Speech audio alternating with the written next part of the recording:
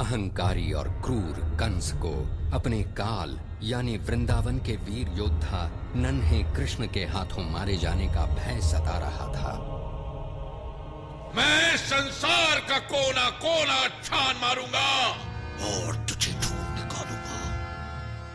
उसने एक के बाद एक कई भयानक राक्षसों को वृंदावन भेजा।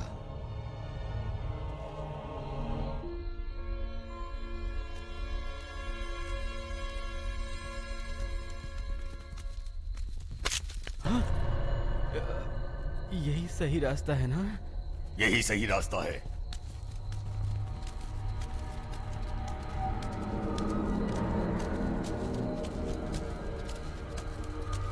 तुम गुफा के भीतर जाओ। पर यहाँ तो अग्नि दैत्य रहता है, वो तो मुझे भस्म कर देगा। चुपचाप अंदर जा, नहीं तो उठाकर फेंक दूंगा।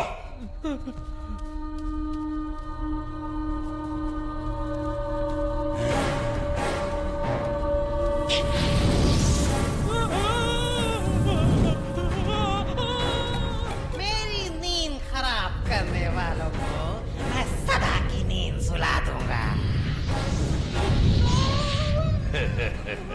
मैंने तुझे गुफा से बाहर आने को विवश कर ही दिया, मूर्ख अग्निदैत्य।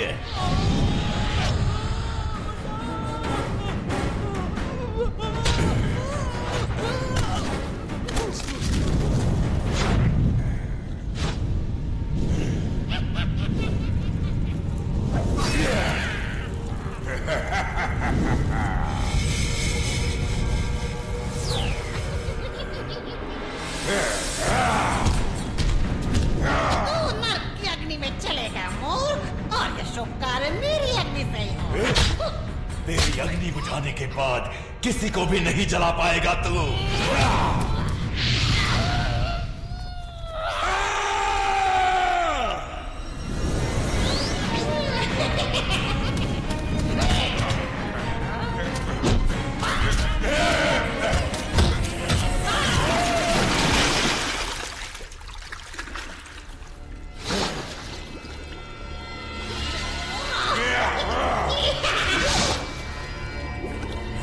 इस बार तू हार गया अग्निदैत्य।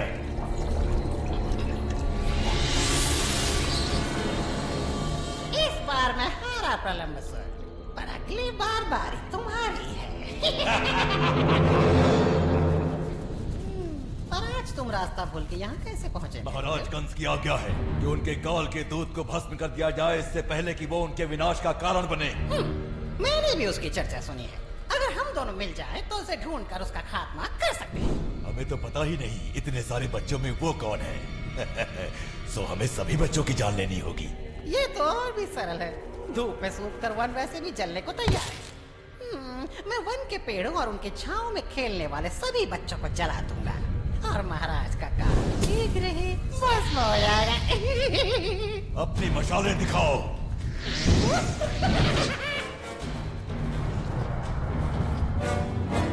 चलो मुंजावन।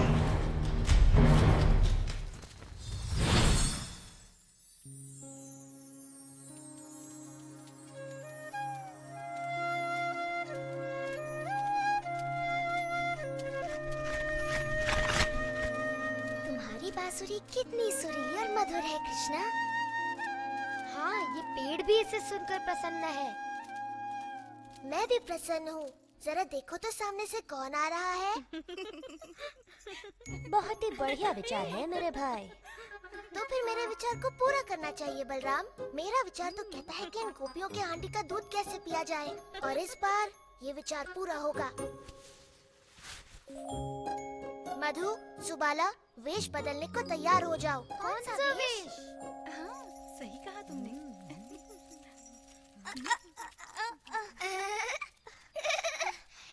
ऐसे तो तुम्हारी मटकी गिर जाएगी विशाखा। वो देखो राधा ने अपनी मटकी कैसे संभाली है। ओह, राधा तो वृंदावन की रानी है, उसका तो सारा काम सही होता है। जल्दी जल्दी चलो, कहीं ऐसा ना हो कि... रुको, तुम इन मटकों में क्या छुपा कर ले जा रही हो? वही है जो हम कल लेके जा रहे थे जब तुमने हमें रोका था। और परसों भी, और उससे भी एक दिन पहले।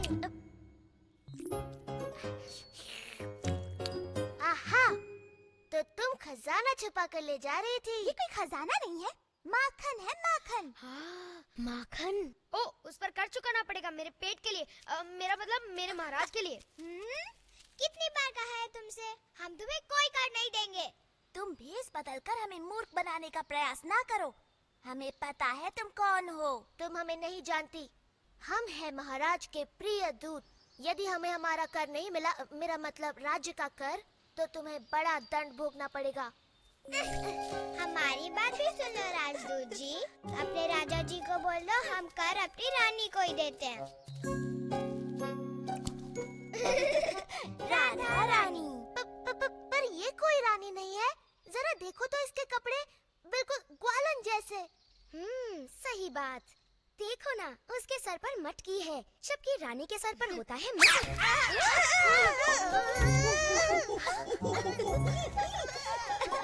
तुम्हारे सर पर बंदर का मुकुट।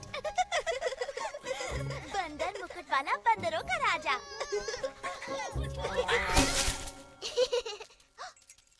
यहाँ क्या हो रहा है? हम कर लेने बाद में आएंगे। अभी हमें कोई जरूरी काम याद आ गया। क्या वो फिर तुमसे कर वसूल कर रहा था? ये लड़का अपनी शरारतें कभी बंद नहीं करेगा। जैसे कोई सच में ही मान लेगा कि वो कर वसूलने वाला है।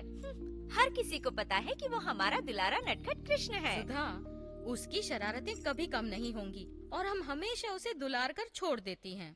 उस नटखट को तो सबक सिखाना ही होगा, पर वो हमारे हाथ आए तब ना। चिंता मत करो, एक बार हम उसको सबक सिखा दें, उसके बाद कृष्णा तुम्हें कभी परेशान नहीं करेगा। क्यों, मेरे हिस्से का कर लाए हो ना? कुछ भी नहीं मिला हमें बलराम। अगर ऐसे ही चलता रहा तो हम सब भूखे मर जाएंगे। चलो, माखन की तृप्ति ना मिली तो क्या हुआ, कृष्ण की बांसुरी तो है।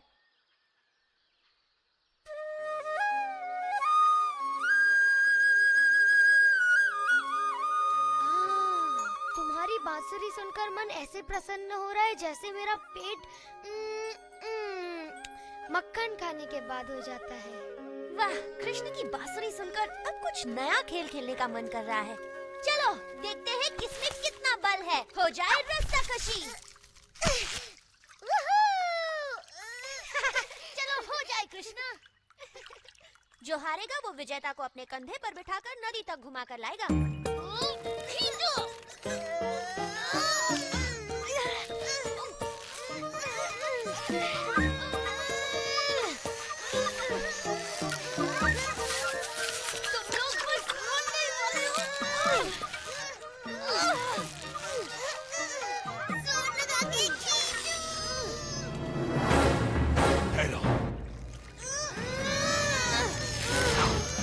मिल गए बच्चे। अग्निदैत्य बाहर आओ, हमें काम शुरू करना है। इनमें से ही कोई एक वो काल है। मेरा दिल तो धड़क गया। चलो इन सारे बच्चों को अपनी आग में भून देता हूँ। रुको, अगर तुम ऐसे जाओगे तो वो भाग जाएंगे। पहले मैं उनको वन की ओर लेकर आता हूँ, फिर तुम सही समय की प्रतीक्षा करना और सारे पेड़ों में आग लगा देना। तब उनका वहाँ से जीवित निकलना असंभव होगा। वाह, बड़ी भभकती योजना है प्रलंबसुर। वन की ओर चलो। अब मेरे हाथों मरने से तुम्हें कौन बचाएगा?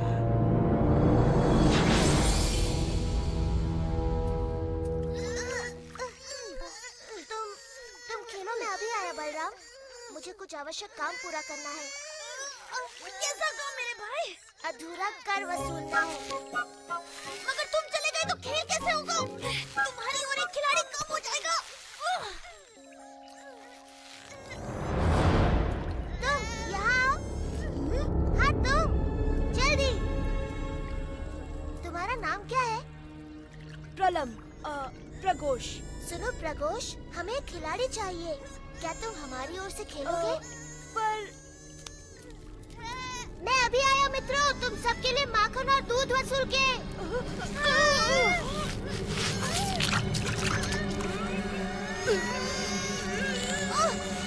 मुझे इन बच्चों को पहले वन की ओर भेजना होगा ताकि अग्नि दैत्य अपना कार्य पूरा कर सके।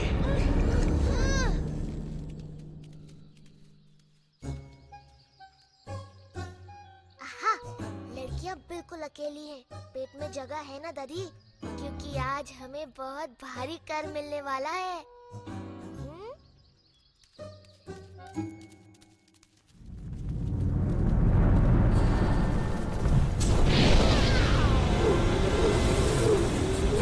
ये जगह पड़ जाए।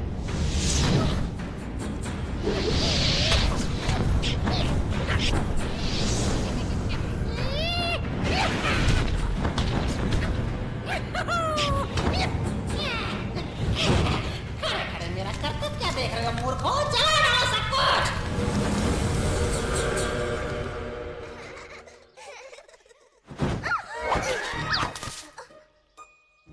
बस बहुत हुआ, आज तुम्हें कर चुकाना ही पड़ेगा। या तो सीधी तरह कर चुकाओ या फिर महाराज के इस विशेष दूत के गुस्से का शिकार बनो।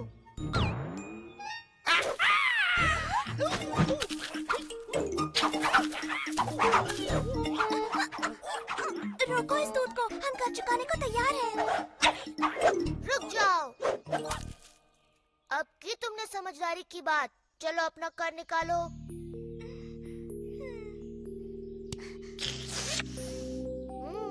वृंदावन के महाराज खुश होंगे, बहुत खुश।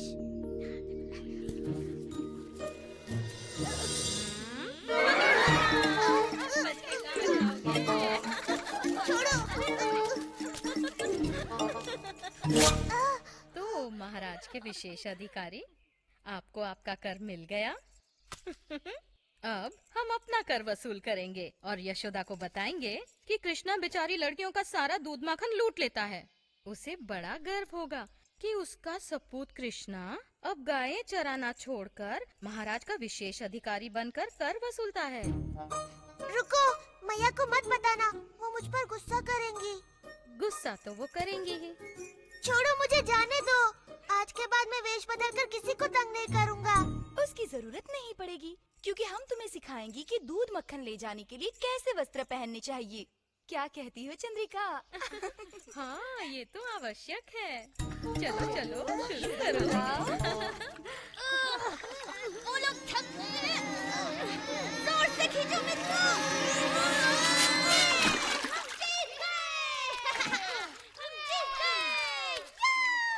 चलो आ जाओ नदी तक हमें अपनी सवारी कराने। चलो खड़े रहकर मेरा मुंह मत देखो। चलो चलो सवारी कराओ, घुमा कर लाओ। मैं किसी को सवारी नहीं कराऊंगा, मेरी सवारी करेगा केवल बलराम। मेरी सवारी अब सीधे मृत्यु द्वार पर जाकर रुकेगी। अरे हाथी की तरह नहीं, घोड़े की तरह दौड़ो, घोड़े की तरह।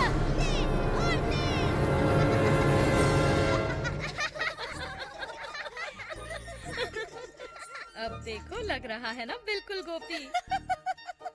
यशोदा को कोई इसका ये रूप दिखाओ। ओ मुझे जाने दो। पर तू तो बड़ा सुंदर लग रहा है। बिल्कुल यशोदा की सुंदर सी बिटिया लग रहा है ये। शायद मेरा पुत्र सुबाला तुमसे विवाह कर ले, तब तो तुम मेरी भी पुत्री बन जाओगे। मैं वचन देता हूँ, आज के बाद मैं कोई शरारत नहीं करूँगा, सच्ची। हाँ हाँ चले जाना, ये कर दो, लेते जाओ। तुम्हारा मन भर गया? इस तरह मुझे लज्जित करके तुम सब प्रसन्न हो गए ना? अब तो मैं जा सकता हूँ। जाने से पहले हमें नृत्य नहीं दिखाओगे? चलो दधी, बाजा बजाओ।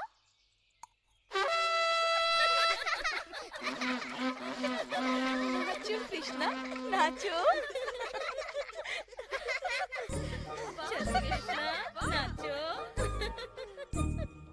ठहरो, ठहरो, ठहरो। लगता है तुम रास्ता भूल गए।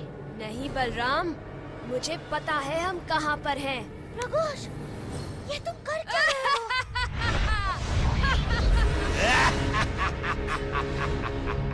अच्छा, तो तुम मुझे मारना चाहते हो, हाँ? और तुम्हारे सभी मित्रों को भी।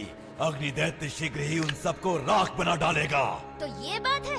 अच्छा, तो देखते हैं कौन पहुंचता है मृत्यु के द्वार तक। अवश्य देखते हैं।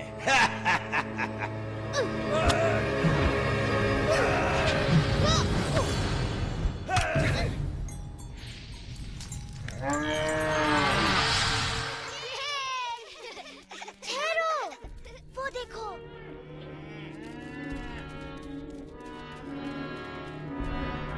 हमारी गाय खतरे में है।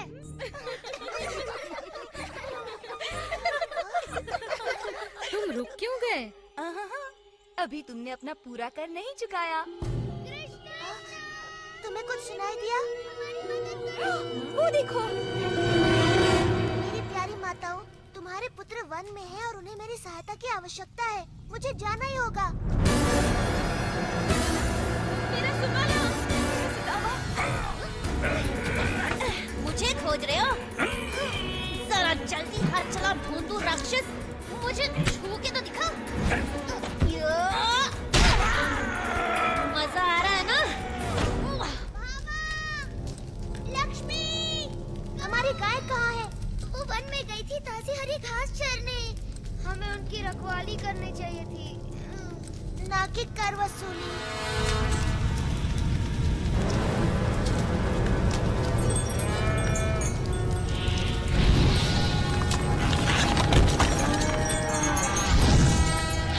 वो वन की आग में फंसी है। गाय भयभीत है। मैं उन्हें वापस बुलाता हूँ।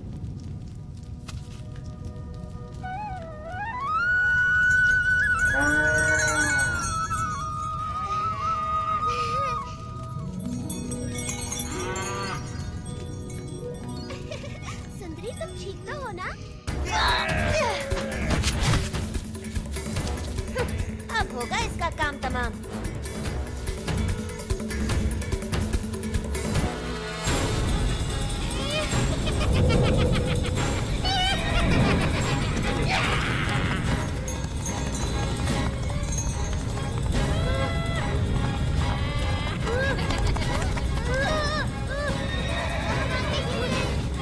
ये कौन है?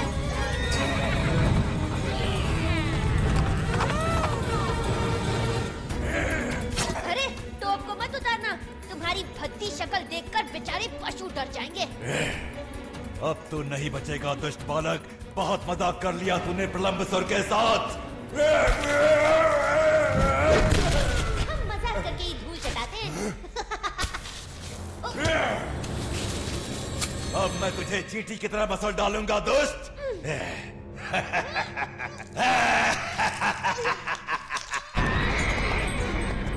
वहाँ प्रलंबसुर तेरे भाई की चटनी बना रहा है और यहाँ मैं तुझे और तेरे दोस्तों को भून डालूंगा ताकि महाराज कंस को कोई भय न रहे। कृष्णा, हमारी रक्षा करो। डरो मत मित्रों, मेरे रहते तुम्हारा बाल भी बांका नहीं होगा। अब मेरी बात सुनो। तुम घास पर लेट जाओ और मन में सोचो कि सुबह की ठंडी ठंडी हवा तुम्हें छू रही है। क्या हुआ बच्चे? अपने मित्रों की आंखों के सामने जलने में शर्म आ रही है क्या? ओह, इतना मत हंसो अग्निदैत्य। मैं नहीं चाहता कि मेरे मित्र तुम्हारी दुर्गति होते देखें।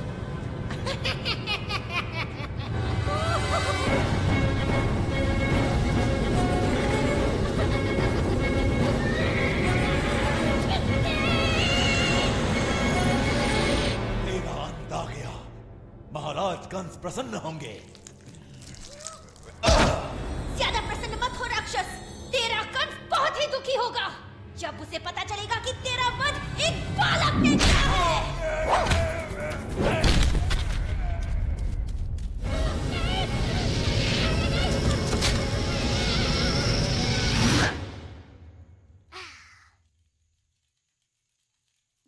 उठने का समय हो गया।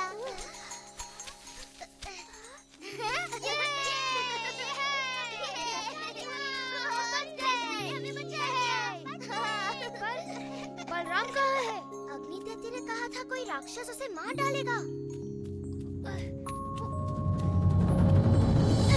तुम लोग उस अंगीठी की बातों में आ गए। अरे वो तो खूब धुआंधार झूठ बोल रहा था।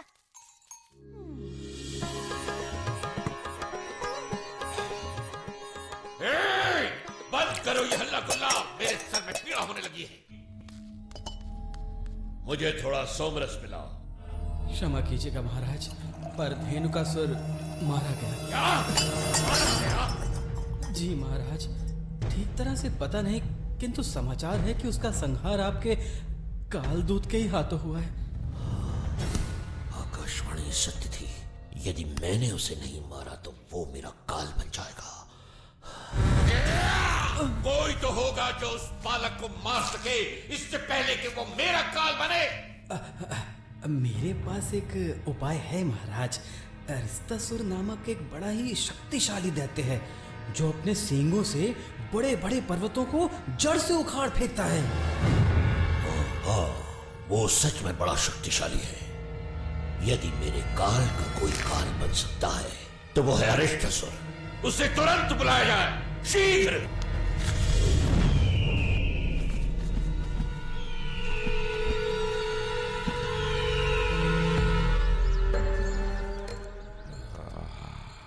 वृंदावन तो यहाँ छिपा बैठा है कंस का काल। अब नहीं बचेगा ये बालक। ये सारी पुष्पमालाएं इस वर्ष की सूर्य पूजा को और भी अधिक सुंदर बना देंगी। और मैं इस बार सूर्य पूजा के लिए सबसे सुंदर वस्त्र पहन कर आऊंगी। अब तुम दोनों बातें बनाना बंद करो, नहीं तो हमारा कार्य ही पूरा नहीं होगा।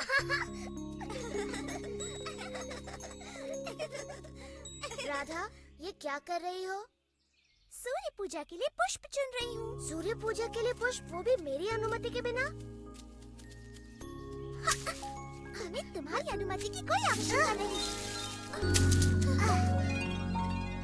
देखा तुम लोगों ने, ये लड़कियाँ मेरे पुष्प चुरा रही हैं। तुम इस वन के मालिक कब से हो गए? तुमने कभी कोई बीज नहीं रोपा, कभी किसी वृक्ष को पानी नहीं दिया। तुम कुसुम वन की शोभा बिगाड़ रहे हो, गायों और अपने बिगड़ैल साथियों के साथ।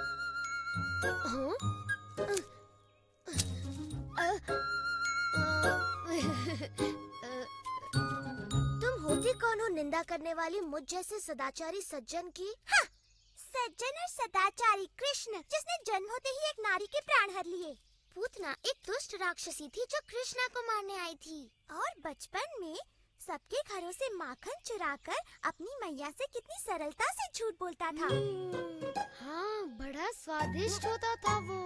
और जब ये थोड़ा बड़ा हुआ तो स्नान करती बेचारी गोपियों के वस्त्र चुराने में भी इसे लज्जा नहीं आई। हंस लो निर्लज्जों, तो ऐसा सज्जन और सदाचारी है तुम्हारा मित्र कृष्ण। बोल लिया तुमने, अब मेरी बात। इनसे लड़कर और अधिक अपमानित होना पड़ेगा कृष्णा। कृष्णा माखन चोर, कृष्णा माखन चोर, कृष्णा माखन चोर, कृष्णा माखन चोर। आजकल मेरी सज्जनता का कोई महत्व ही नहीं रह गया। चलो गायों को किसी और स्थान पर ले जाए।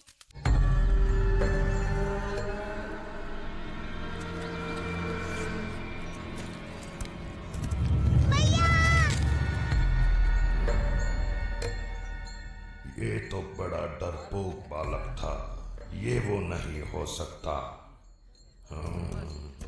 अरे कोमल, तुमने मेरे लाल को कहीं देखा? हर शाम मैं व्याकुल होकर उसके वापस आने की राह देखती हूँ। तुम्हारी व्याकुलता मैं समझती हूँ। मैं भी उसकी वापसी की प्रतीक्षा करती हूँ। उसके नए नए कारनामे सुनकर बड़ा आनंद आता है। नए नए कारनामे? आहा, हो न हो ये वही है। रुक कर प्रतीक्षा करता हूँ। ललिता, विशाखा, देखो यहाँ के पुष्प कितने सुंदर हैं, परंतु वहाँ तक मेरा हाथ ही नहीं पहुँचता। ये कैसी आवाज है? किसी गाय के गले की घंटी होगी। सो जाओ भाई। ये घंटी की आवाज नहीं लगती। ये क्या कर रही है?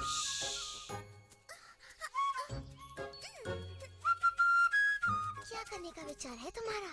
राधा से अपने अपमान का बदला। हमें और पुष्प चाहिए राधा।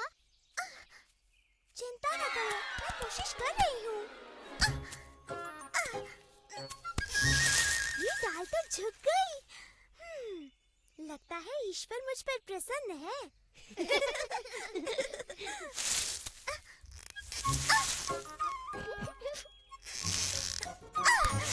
आ गई पकड़ने। ललिता, विशाखा, बचाओ! आहा, पुष्प चोर फिर आ गए। हमें अपने पुष्पों का ध्यान रखना होगा मित्रों। चल हट। हट, छोड़ दो राधा, हम तुम्हें पकड़ लेंगे।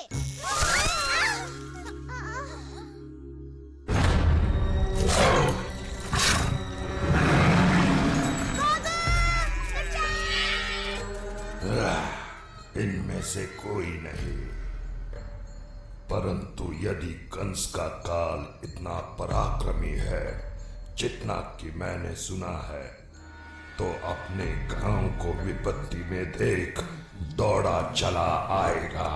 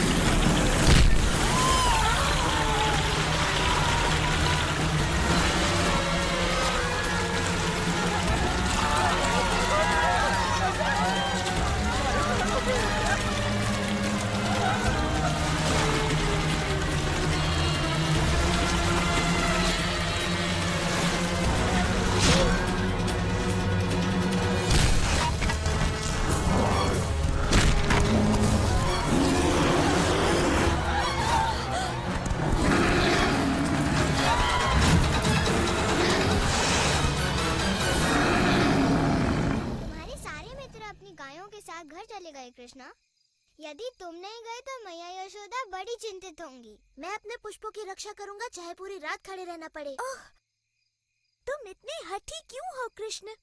हमें ये पुष्प मालाएं सूर्य पूजा के लिए चाहिए। ये सोचना मेरा काम नहीं। अब ये पुष्प केवल भगवान विष्णु के लिए है। ये किसकी आवाज थी? ऐसा लगा कि कोई राक्षस है।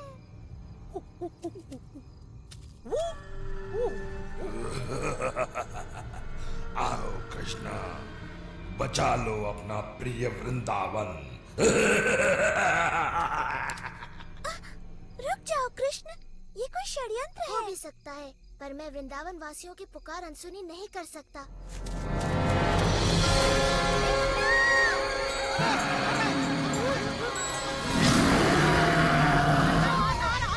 ये दुष्ट सांड अवश्य ही कोई राक्षस है। तुमने उसे क्रोधित कर दिया है। मधु, इन्हें क्षमा कर दो। कृष्णा,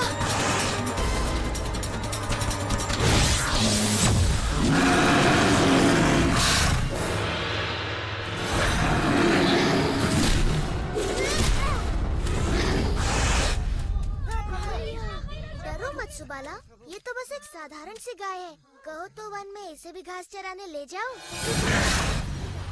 मजाक बहुत हो गया बालक।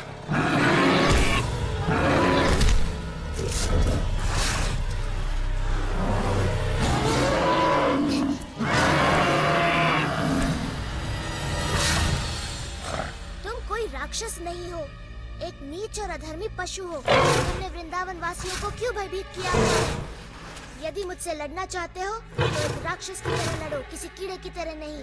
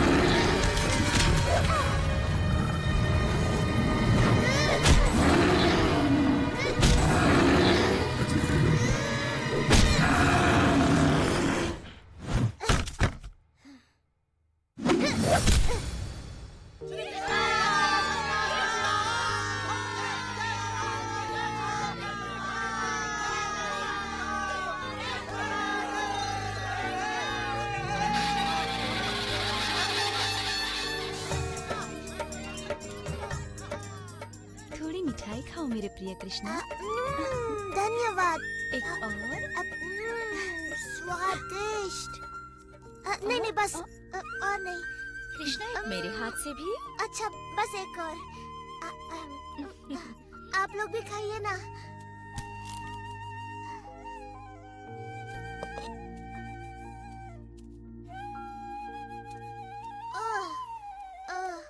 खा खा कर तो मेरे पेट की हांडी बन गई। अब थोड़ा विश्राम हो जाए। अब मुझे ऊब चाहिए। वाह मेरे भाई, आज तो तुमने अपने कारनामों में एक और नया कारनामा जोड़ दिया। तुम्हारा मतलब है अपने पापों की सूची में एक और पाप? तो अब हमारे सदाचारी कृष्ण ने एक सांड को भी मार डाला है। वो कोई साधारण सांड नहीं था, बल्कि एक राक्षस था, वो भी सांड के वेश में। ओ कृष्ण, चाहे जो हो, वो था तो गौ जाति का ही ना। अब तुम्हें गौ हत्या का पाप लगेगा। ठीक है, मैं कल यमुना में स्नान कर पाप धो लूंगा। उससे कुछ नहीं होने वाला। ललिता सही कहती है, ये घोर पाप है और इसे धोने के लिए तुम्हें संसार की सारी पवित्र नदियों में स्नान करना ही पड़ेगा।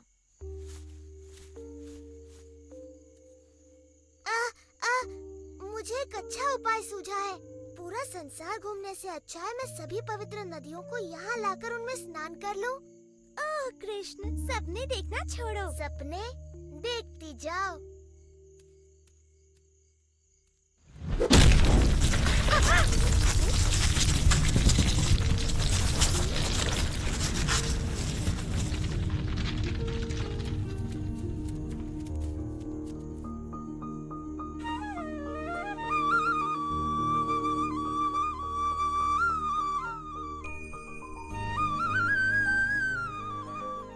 मैं हूँ गंगा, पर्वतों के राजा, हिमवान की पुत्री।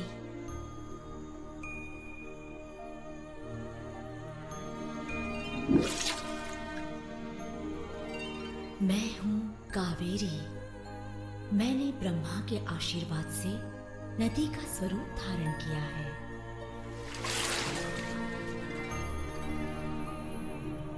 मैं गोदावरी हूँ।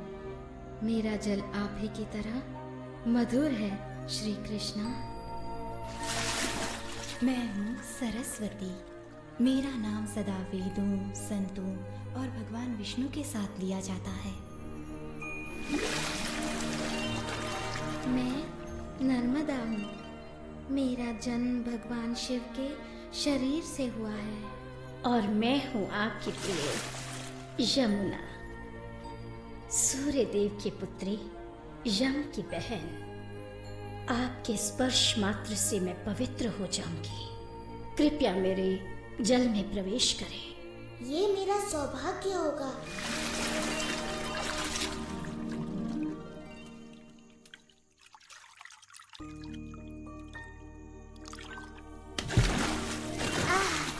इस सरोवर का नाम होगा श्याम कुंड। इसका जल पवित्र और शीतल है और श्याम कुंड में स्नान कर मेरे समस्त पाप धुल गए हैं। पर तुम तीनों पाप की भागी बन गई हो, राक्षस अरिष्टासुर का पक्ष लेकर। आओ श्याम कुंड में स्नान करके अपने पाप धुलो। नहीं, तुम्हारे पाप धोकर अब ये जल अशुद्ध हो गया है। हम अपना सरोवर स्वयं बनाएंगी। हाँ, यहीं पर जहाँ अरिष्टासुर ने अपने पैरों से गड्ढा बना दिया।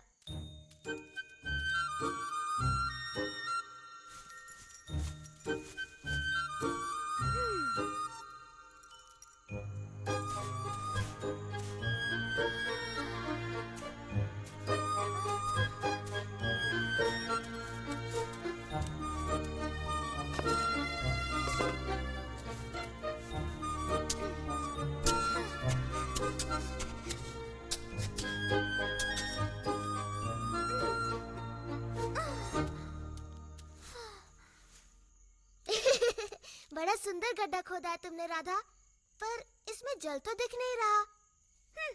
जल भी आएगा। यदि वर्षा की प्रतीक्षा कर रही हो तो फिर भूल ही जाओ, मेघ का एक छोटा सा टुकड़ा तो तुम तीनों ने निश्चय कर लिया है कि तुम्हें मेरा अशुद्ध जल नहीं चाहिए? नहीं, बिल्कुल नहीं। हम मानसी गंगा से अपना शुद्ध जल लाएंगी।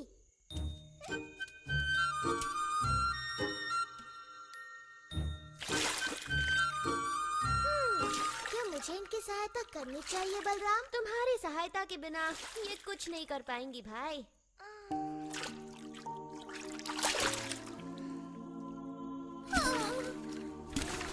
ये असंभव है। ऐसे तो सरोवर बनने में पूरा जीवन लग जाएगा।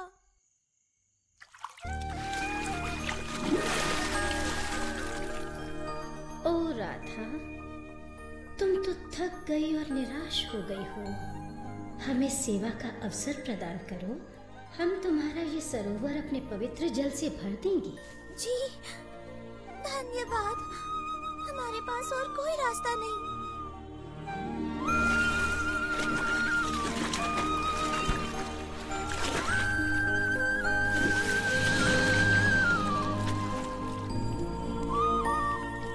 तुम्हारा सरोवर राधा कुंड तो मेरे सरोवर से भी कहीं अधिक सुंदर है।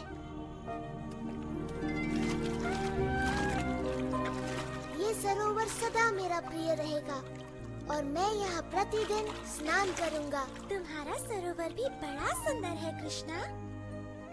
मैं प्रतिदिन यहाँ अपनी सखियों के साथ स्नान और जल क्रीड़ा किया करूँगी।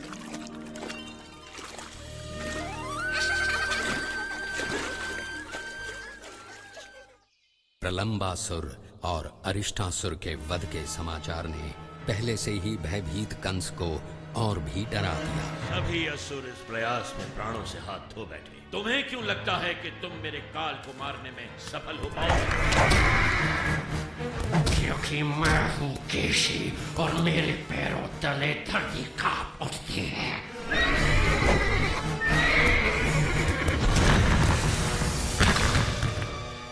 मैं आपके काल को ढूंढ निकालूंगा महाराज कंस, और उसे अपने पैरों तले रोम डालूंगा।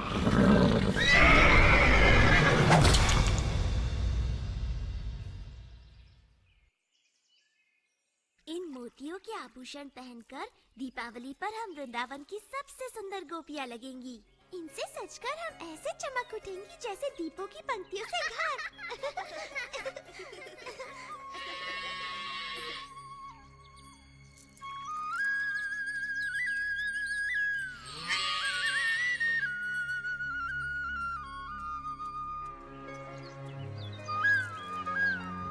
तुमने देखा ये लड़कियाँ मुझे किस प्रकार अनदेखा कर रही हैं बलराम? सुंदर रूप के चकाचौंध में अंधी है मेरे भाई, तभी अनदेखा कर रही है। वो तो है ही, पर मेरे विचार से वो नहीं चाहती मैं उनके मोतियों के आभूषण देखूं जो वो दीपावली के लिए बना रही है।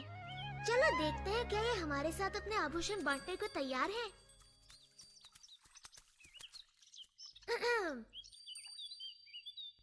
तुम्हारे काम में बाधा डालने के लिए क्षमा चाहता हूँ गोपियों, किंतु मैं अपने आप को रोक नहीं पाया। तुम्हारे आभूषणों की सुंदरता मुझे यहाँ खींच लाई। मेरे मित्र भी दीपावली का त्योहार मनाना चाहते हैं। क्या तुम उन्हें अपने कुछ मोती दोगी ताकि वो भी तुम्हारी तरह अपनी सुंदरता बढ़ा सके? मुझे नहीं पता था कि सुबाला और मधु को अपनी सुंदरता का इतना ध्यान है। मैं उनकी बात नहीं कर रहा, मेरा मतलब था हंसी और हरिणी। प्यारी गोपियों, तुम्हें अपने आभूषणों पर इतना अभिमान है कि तुमने इन भोली भाली गायों के साथ अपने आभूषण बांटने की मेरी विनती भी अनसुनी कर दी। तुम बड़े अच्छे हो कृष्णा, पर ये मोती केवल राजा रानियों के लिए हैं। तो तुमने सिर्फ 2 गायों के लिए ही क्यों मांगा? अपनी सारी गायों के लिए मांगना चाहिए था ना। मुझे तुम्हारे सारे मोती नहीं चाहिए ललिता, बस मेरी 2 सबसे प्रिय गायों के सींगों को सजाने के लिए थोड़े से। माफ कर दो कृष्णा, पर मेरे पास तुम्हारी गायों को देने के लिए एक भी मोती नहीं है। ठीक है, रहने दो, इनके लिए मैं मोती ढूंढ लूंगा।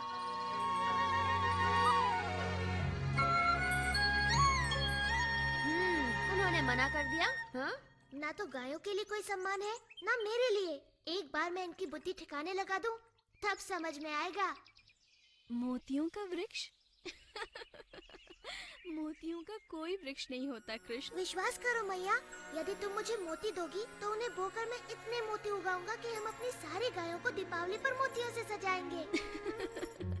ओ मेरे नन्हे कृष्ण, मोती फलों की तरह नहीं उगते, वो बनते हैं सुदूर समंदर की सीपियों में। प्यारी मैया, मुझे थोड़े से मोती दे दो ना। वचन देता हूँ 3 दिनों में वो उगाएंगे और तुम्हारे पास पहले से कहीं अधिक मोती होंगे। मैं तुम्हें कभी भी ना नहीं कह सकती मेरे दुलारे कृष्ण। मेरी प्यारी मैया, धन्यवाद।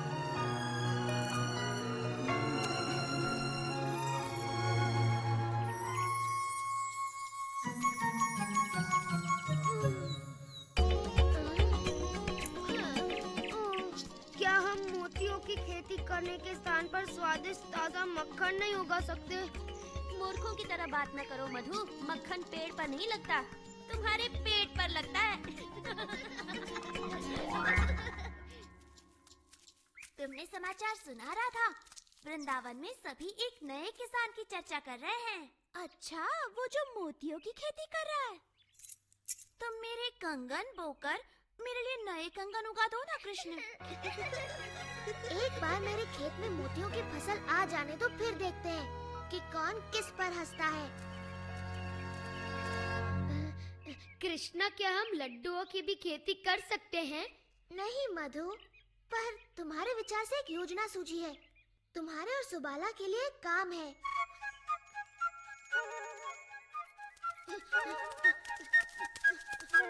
गोपियों, रुको। अगर तुम्हें बोने के लिए और मोती चाहिए तो हमारे पास नहीं है। हमारे पास सुंदर से मोती है, लेकिन कृष्णा ने पूछा है क्या तुम हमें थोड़ा सा दूध दे सकती हो?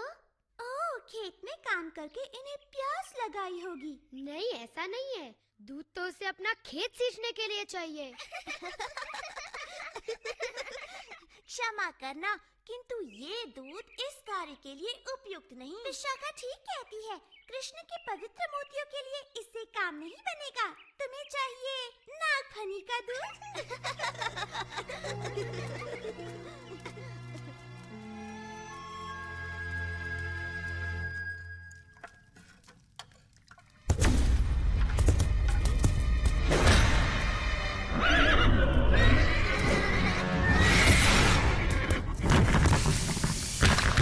दिखने में कैसा था? उसके बालों में मोर पंख लगा हुआ था, वो पीली धोती पहने हुए था और वो बांसुरी बजाता था।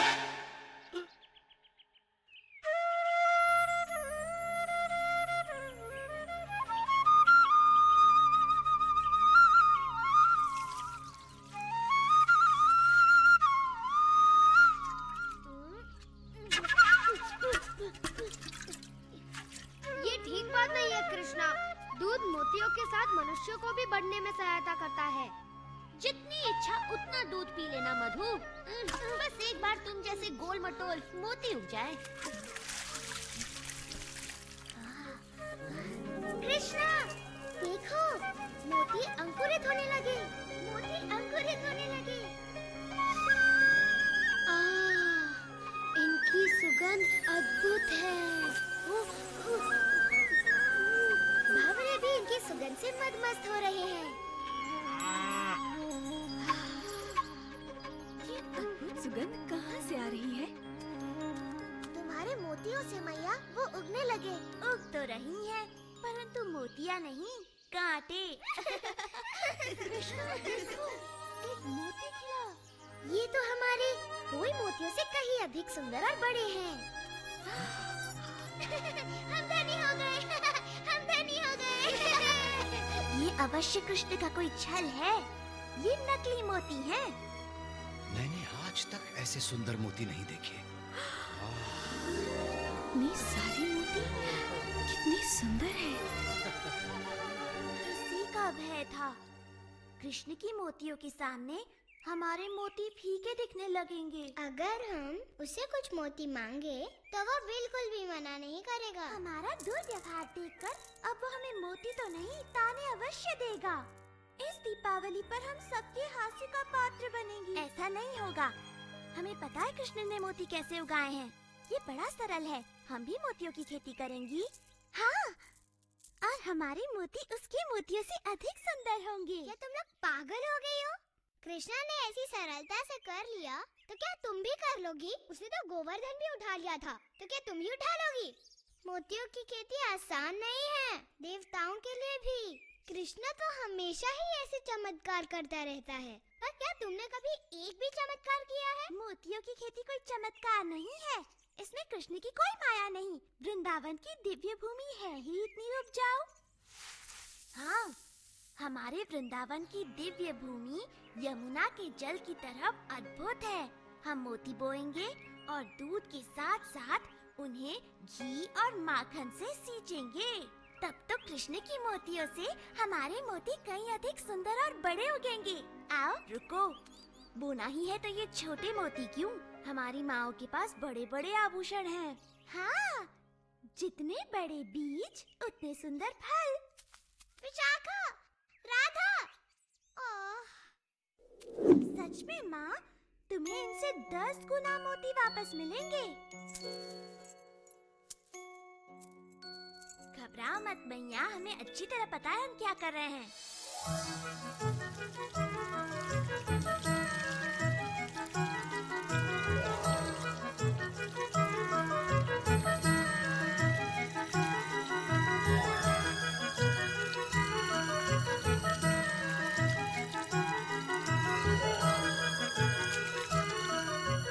मूर्ख लड़कियाँ, कितने दिनों से लगी हुई हैं। उग रही है तो केवल जंगली घास। किंतु जितने मक्खन और घी से उन्हें सींचा जा रहा है, ये घास बड़ी स्वादिष्ट हो गई होगी। ये तो बड़ी गड़बड़ है। तुम चाहते हो कि उनके भी मोती उगे? नहीं, मैं चाहता हूँ वो घी मक्खन को बर्बाद न करके उनका सदुपयोग करे। कृष्णा, मेरे सच्चे मित्र, क्या मुझे कुछ देर के लिए तुम्हारी धोती, बांसुरी और मोरपंख मिलेंगे? ओह, तुम बड़े चतुर हो मधु। मेरे विचार से लड़कियाँ एक थके हारे मोतियों के किसान के साथ अपना घी माखन अवश्य बांटेंगी।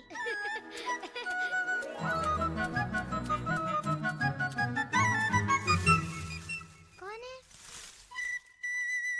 कृष्णा, यदि तुम हमसे हमारे सुंदर मोती मांगने आए हो तो यहाँ से चले जाओ। मुझे अपना मुख दिखाने में भी लज्जा हो रही है।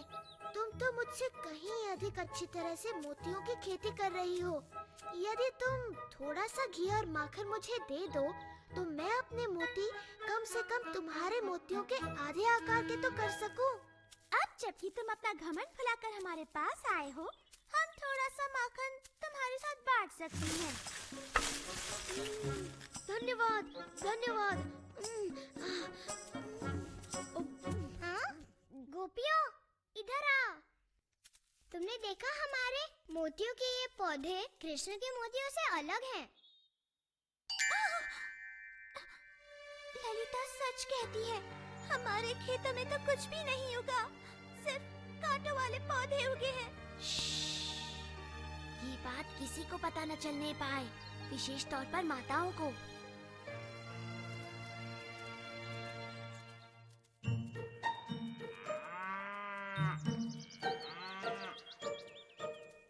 हार्दिक शुभकामनाएं। सुना है तुम्हारे खेत में फसल लहलहा उठी है। अच्छा, तुम्हें किसने बताया? एक नन्ही चिड़िया ने, जिसके पैर में एक कांटा चुभ गया था।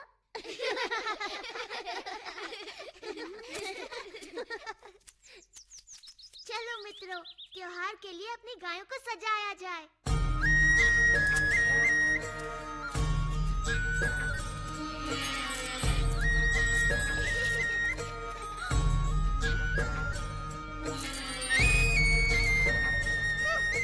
माताओं को जब पता चलेगा कि हमने उनके सारे मोती खो दिए तो वो बड़ी क्रोधित होंगी। मैंने तो पहले ही कहा था, पर तुमने मेरी बात नहीं सुनी। ये सब कृष्णा ने किया। मैं समझी नहीं विशाखा। वो झाड़ियों में छुपा था, याद है? उसी ने अपने साथियों के साथ मिलकर हमारे पौधे उखाड़कर उनके जगह कटीले पौधे लगा दिए होंगे। इस बार उसने उत्पात की सीमा लांघ दी है। मैं मैया यशोदा को बताऊंगी। क्या बताओगी राधा? कि कृष्णा ने इतने सुंदर सुंदर मोती उगाए कि उससे सुंदर मोती उगाने के लिए तुमने अपनी माँ की मोती भी खो दिए। ललिता ठीक कहती है। कृष्ण ने हमें छला हो या हमने स्वयं को छला हो, हमारी परिस्थिति वही है। हमारे पास एक भी मोती नहीं है। यदि हमारी माताओं को पता चला तो वे हमें कभी क्षमा नहीं करेंगी। परंतु वृंदावन में मोती मिलना इतना सरल नहीं है। हम कहाँ से लाएंगे? हमारे पास और कोई चारा नहीं। हमें कृष्ण से पूछना चाहिए कि क्या वो अपने कुछ मोती हमें बेचेगा।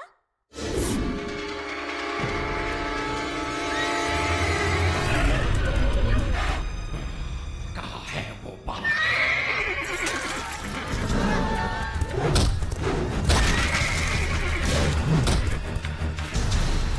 कहाँ है वो पीली धोती वाला बालक जिसके पास बांसुरी और मोर पंख भी है? मैं उसका सर्वनाश कर दूंगा।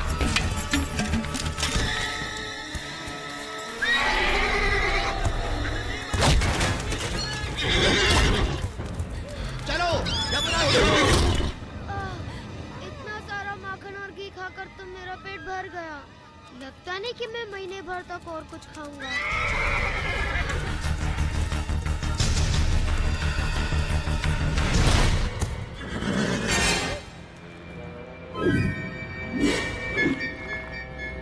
आखिर मैंने तुम्हें ढूंढ निकाला कंस के काल।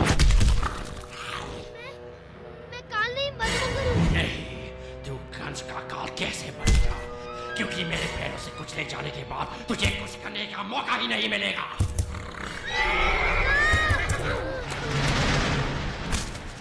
तुम जिसे ढूंढ रहे हो वो मैं हूँ।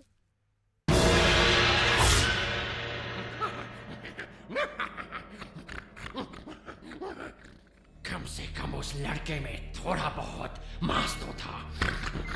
तुझे तो मैं बाएं पैर से ही मार दूंगा बच्चे। इससे डरो मत। केशी बिल्कुल हमारे खेलने वाले काठी के घोड़ों जैसा। अब देखेगा तो कि मैं कितना खतरनाक हूँ और क्या कर सकता हूँ।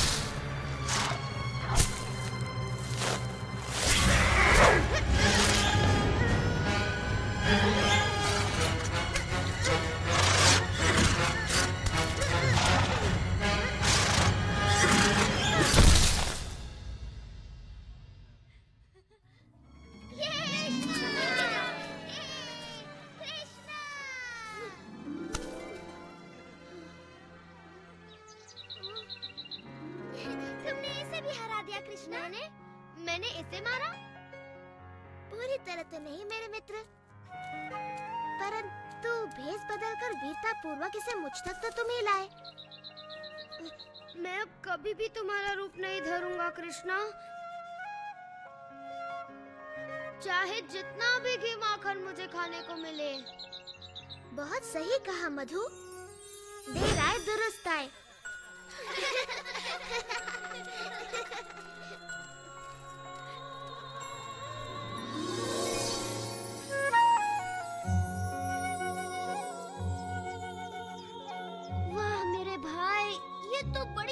अच्छी फसल लहलाने लगी।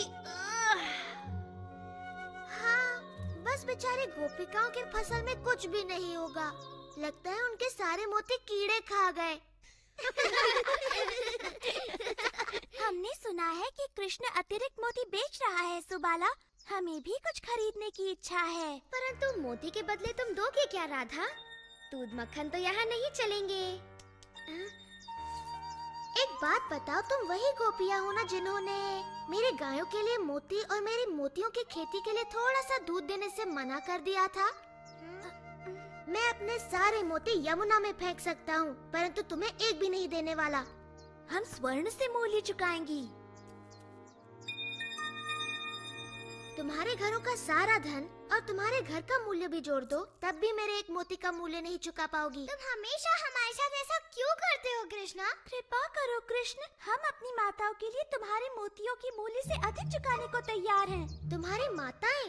अच्छा, तब बात अलग है। तुम तो जानती ही हो, माताओं का नाम सुनकर मैं पिघल जाता हूँ, है ना मित्रों? हाँ, कृष्णा को मैया से बड़ा प्रेम है। हाँ, बिल्कुल। तुम्हारी माताओं को मेरे सबसे सुंदर मोती मिलेंगे। धन्यवाद कृष्णा। धन्यवाद कृष्णा, तुम बड़े दयालु हो। वो तो मैं हूँ ही, पर धन्यवाद मेरा नहीं, अपनी प्यारी माताओं का करो।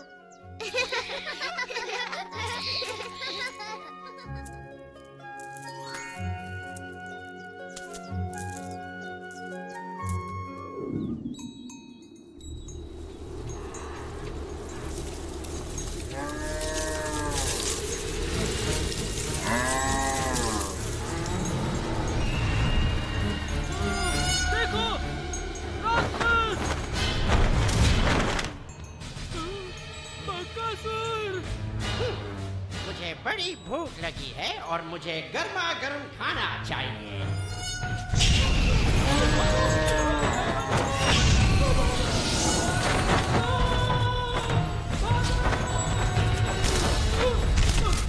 यदि तुम मुझे गाय नहीं खाने दोगे तो मैं तुम्हें ही खा लेता हूँ।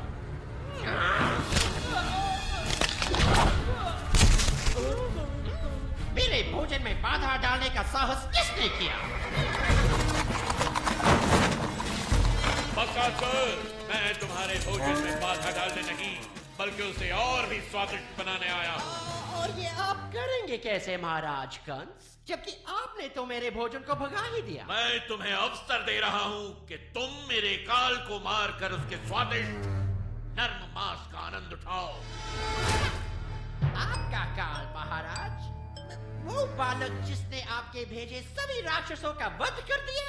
आप चाहते हैं कि अब मैं उसके हाथों बलि चढ़ूं?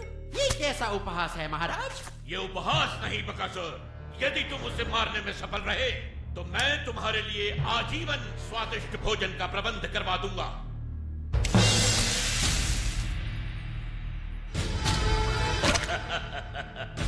मेरे काल को काल तक पहुंचाओ बकासुर, फिर इस भोजन का आनंद उठाओ। ठीक है, मुझे आपका यह प्रस्ताव स्वीकार है। आपका काल आज सूर्यास्त से पहले मारा जाएगा।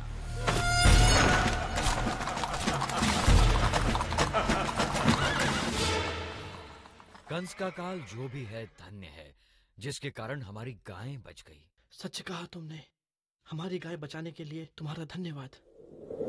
हम इतनी देर से चल रहे हैं, मेरे पैर तो पत्थर की तरह भारी हो गए हैं। अगर इस सरोवर के बीच में कोई रास्ता होता तो हम लोग वृंदावन जल्दी पहुंच जाते। हमारे थके हुए पैरों को भी शीतलता मिलती। मुझे किसी ने मारा। तुम जो भी हो, इसी समय हमें सताना बंद कर दो। नहीं, रुक जाओ। नहीं, बस करो। रुक जाओ। हम राक्षस हैं, वैजयंती की गेंदों से आक्रमण करने वाले। अब तुम हमें नहीं मार पाओगे।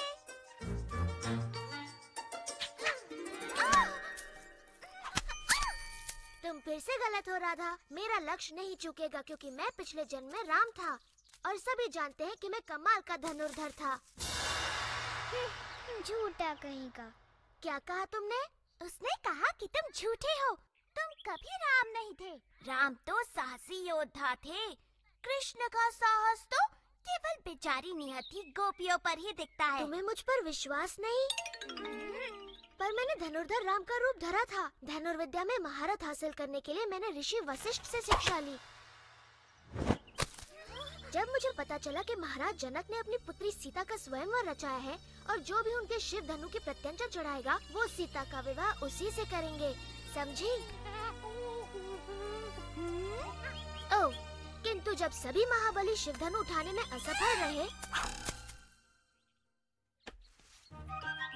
मैंने उसे इतनी शक्ति से उठाया कि शिव धनु भंग हो गया पल भर में। किंतु जब सीता से मेरा विवाह हुआ, मेरे पिता ने मुझे अयोध्या छोड़कर दंडकारण्य में वनवास पर जाने का आदेश दिया। वहाँ सीता और अपने भाई लक्ष्मण के साथ मैंने वन वन घूमकर सभी दुष्ट राक्षसों का संहार किया। परंतु तभी रावण ने मेरी प्रिय पत्नी सीता को हर लिया और मेरे परम भक्त जटायु के प्राण ले लिए। फिर मैंने रावण की लंका ढूंढ निकाली और वानरों की सहायता से उसका संहार किया और फिर अपने नगर अयोध्या लौटकर वहाँ का राज संभाला। हम सभी को रामायण पता है कृष्ण, और उस कहानी में तुम कहीं नहीं थे। मेरी बात मानो, मैं अब भी वनों में भटकता हूँ, किंतु मेरे हाथों में अब धनुष नहीं, ये बांसुरी होती है और तीनों लोगों को अपने बाणों से भयभीत करने के स्थान पर अपनी बांसुरी की तान से समस्त प्राणी जगत को मोहित होने पर विवश करता हूँ।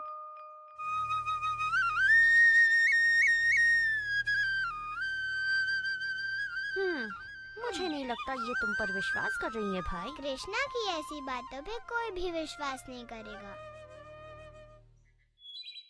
यदि ये भगवान राम की तरह कोई वीरता भरा कार्य कर दिखाए तो हम इसकी बातें भी माने। यदि तुम इस सरोवर पर वृंदावन के लिए एक पुल बना सको, जैसे श्री राम ने वानर सेना की सहायता से लंका के लिए बनाया था, तो हम तुम्हारी बातों पर विश्वास करें। तो तुम यहाँ हो कृष्णा, लो आ गई तुम्हारी वानर सेना। यदि तुम्हें पुल ही चाहिए तो ठीक है, बन जाएगा।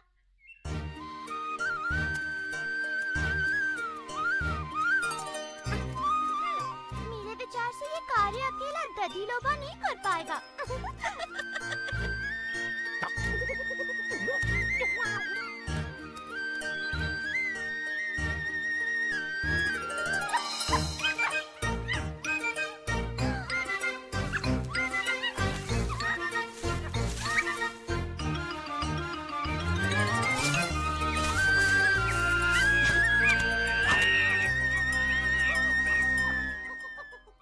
के लिए धन्यवाद मेरे मित्रों। मुझे फिर से तुम्हारी सहायता की आवश्यकता है। इन गोपियों के लिए सरोवर पर एक पुल बांध दो ताकि ये सरलता से घी माखन वृंदावन ले जा सके।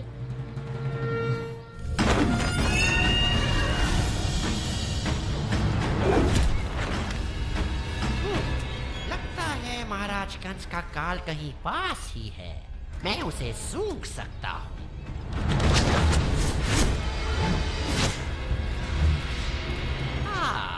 ये रहा। मुझे विश्वास है कि महाराज इसी बालक की बात कर रहे थे।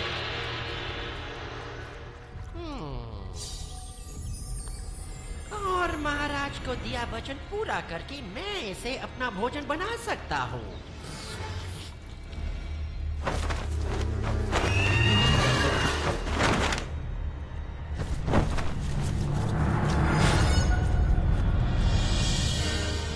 बकासुर ने कृष्ण को ढूंढ निकाला। इंद्र, क्या मैं उसे अपनी अग्नि से भस्म कर दूं? नहीं अग्निदेव, हमें कुछ देर प्रतीक्षा करनी चाहिए।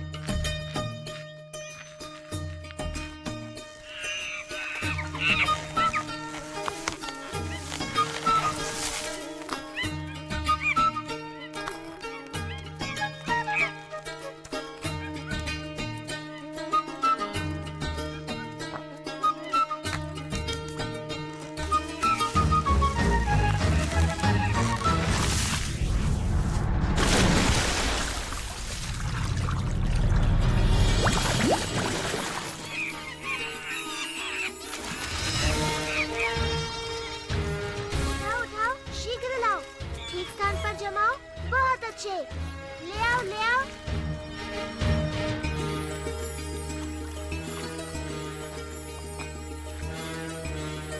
देखो, ये पत्थर तो तैर रहे हैं।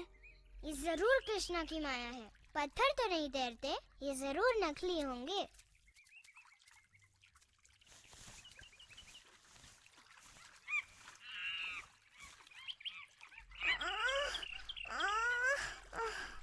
मैं नहीं उठा सकती।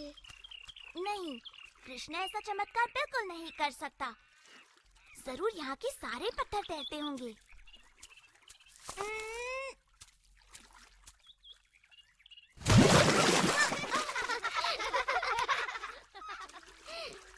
यदि तुम मेरी सहायता नहीं कर सकती तो मेरे कार्य में बाधा तो मत बनो।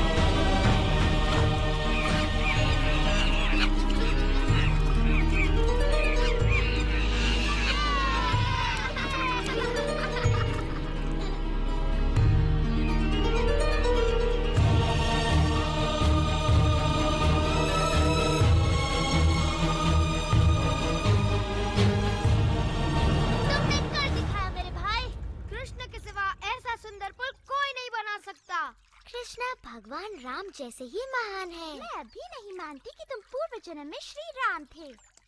हाँ, सच में तुम खुद ही वानरों की तरह नटखट हो कृष्ण, इसलिए वो तुम्हारा कहना मानते हैं। राधा, ललिता, अपने मटके उठाओ, हमें घर जाना है।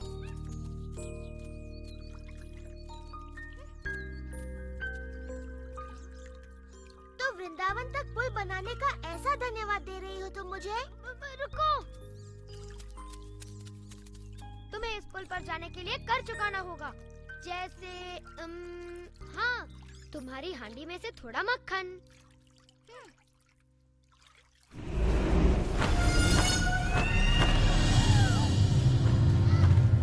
कृष्णा, देखो, वो राक्षस है, वो हम सबको खा जाएगा।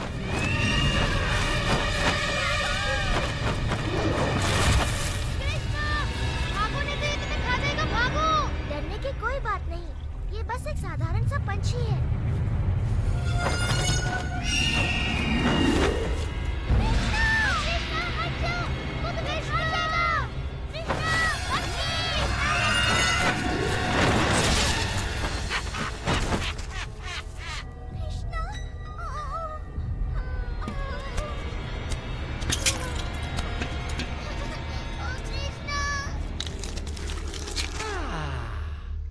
महाराज का ये काल तो बन गया मेरा नेवाला। अब जीवन भर मुझे भोजन की कोई चिंता नहीं। इस राक्षस ने ये क्या किया? हमें बिना विलंब किए इस दुष्ट का संहार करके कृष्ण की रक्षा करनी होगी। ऐरावत!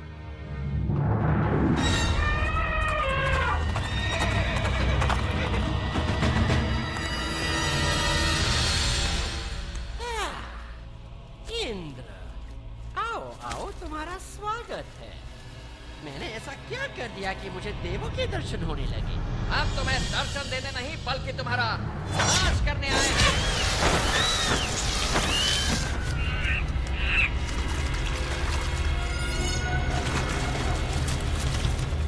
तुम्हारे किसी भी शस्त्र का मुझ पर कोई असर नहीं होगा इंद्र। मेरा ब्रह्मदंड तुम्हारा अंत कर देगा बकासुर।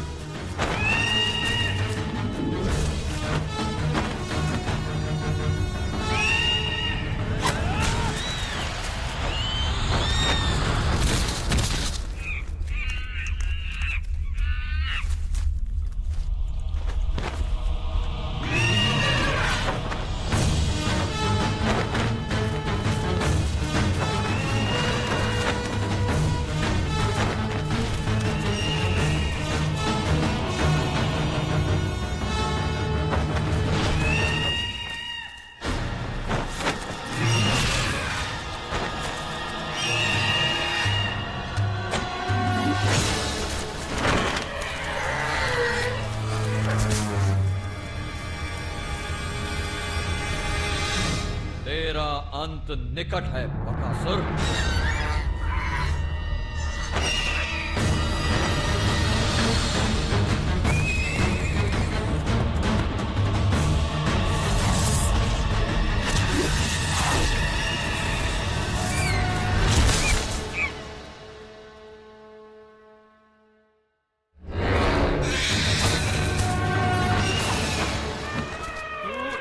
प्रहारों से बच गया बकासुर, परंतु मेरी अग्नि से नहीं बच पाएगा तू।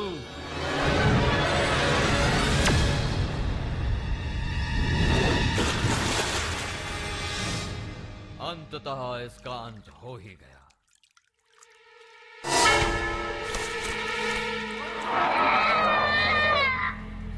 लगता है ये बकासुर अमर है। अब तो हम सिर्फ कृष्ण की वापसी की प्रार्थना ही कर सकते हैं। भाग जाओ दुष्टों, मुझे कोई नहीं मार सकता, कोई नहीं।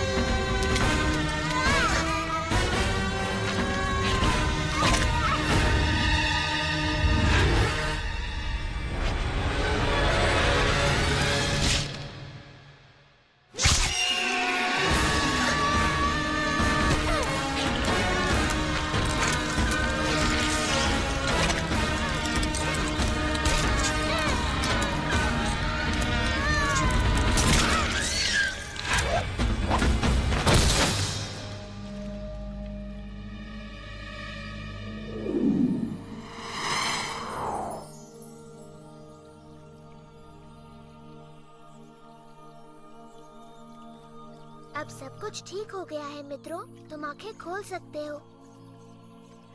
कृष्णा, ओ कृष्णा, तुमने हम सबको उस राक्षस से बचाया।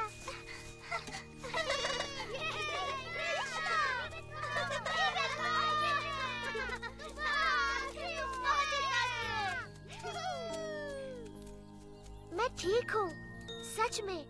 इतना चकित होने की कोई आवश्यकता नहीं। चलो पुल पर से होकर वृंदावन चलते हैं।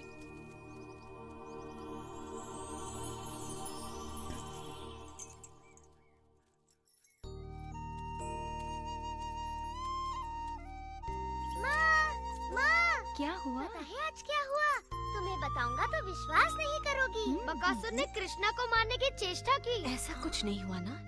सच में बकासुर ने एक पक्षी का रूप लिया था जो इतना बड़ा, और उसकी चोंच ताल वृक्ष जितनी बड़ी थी, बहुत बड़ी चोंच। परंतु वो कृष्णा की शक्ति का बिल्कुल सामना नहीं कर पाया। कृष्णा ने खाली हाथ उस दुष्ट राक्षस को मार गिराया।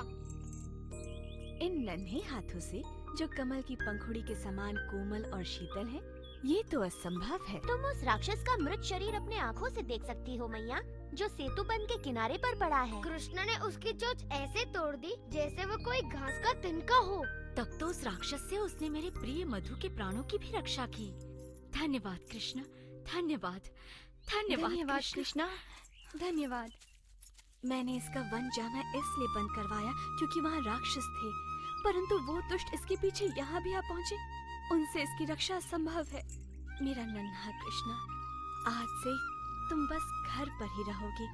वन जाने की कोई आवश्यकता नहीं। गायों को कोई और चरा लाएगा। सच कहूँ तो मेरी वीरता की ये सारी कथाएं झूठी हैं मैया, है ना? बोलो।